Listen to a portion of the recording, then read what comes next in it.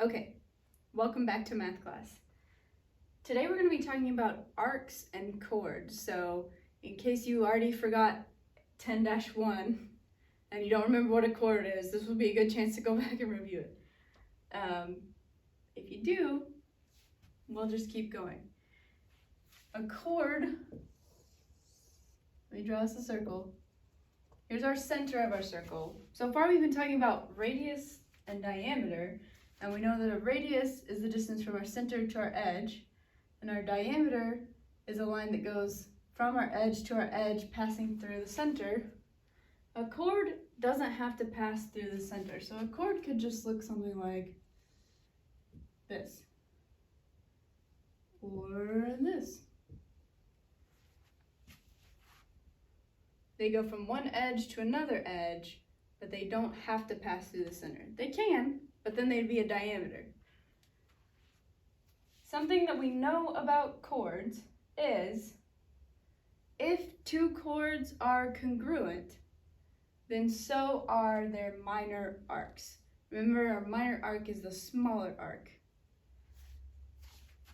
So in other words, the arc from this point to this point, if I'm saying these two chords are congruent, then I'm also saying these two arcs are congruent. Hopefully that makes sense. So on your homework, what this is going to look like is you're going to have a problem that's going to say, well, this arc is 127 degrees, and this one is 127 degrees. And this is 5x. This chord length is 5x, and the other chord length is 3x plus 6. Now I still have the marks on here, so you can already tell what we're getting ourselves into. Basically, if this is the same as this, then I know that these two are also the same, so I can go ahead and set them equal to each other. 3x plus 6. And then I just solve algebraically. 2x equals 6, x equals 3. Pretty straightforward, but you're going to have to remember these rules to apply it to your homework problems. Okay, so that's just basic information about a chord.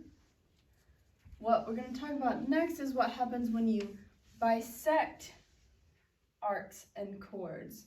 Hopefully you remember the word bisect from when we were talking about angles, triangles, line segments. Bisect means to cut something into two pieces, two equal pieces. So if I have a circle and this circle has a chord, and a diameter that is perpendicular to this chord. So a diameter is a chord, remember, that runs through the center of the circle. If I have a diameter that's perpendicular to the chord, that means it bisected the chord and it bisected this arc. So what I'm saying is if I have a diameter that's perpendicular, then I know that it bisected my chord into two equal parts, and it bisected this arc into two equal parts. So far, so good. We also know the opposite is true, right? Conversely, if I just have a diameter going through here and I don't know what the angle is, but I can see that the arcs are congruent on either side and the chord lengths are congruent on either side, then I know that the line going through it is a diameter that's perpendicular to it. So be on the lookout for both of those things. If this is true, these are true, and if these are true, this one is true. One last thing, if I have two congruent chords in the same circle, so I'll just start again.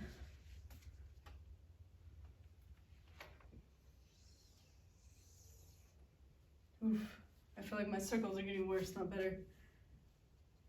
If I have two congruent chords in the same circle, then I also know that they are equidistant from the center. So if I draw a perpendicular line to each chord, then I know if they're congruent, that these are congruent, that it's equidistant. The distance from the center to each chord will be the same if and only if these two chords are congruent. So if I told you these two chords are congruent and this measures 5, what does this measure? You should automatically in your head go 5. Also, if I told you this equals 5 and this equals 5 and this chord equals 13, what does this chord equal? You should be able to look at this and go, well, if the distance from the center to each chord is congruent, that means each chord is congruent, so this is also 13.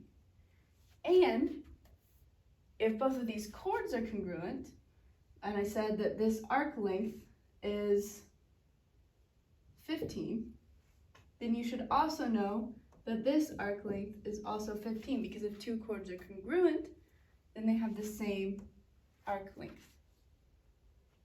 Hopefully that's all making sense. If you have any questions, please feel free to reach out to me.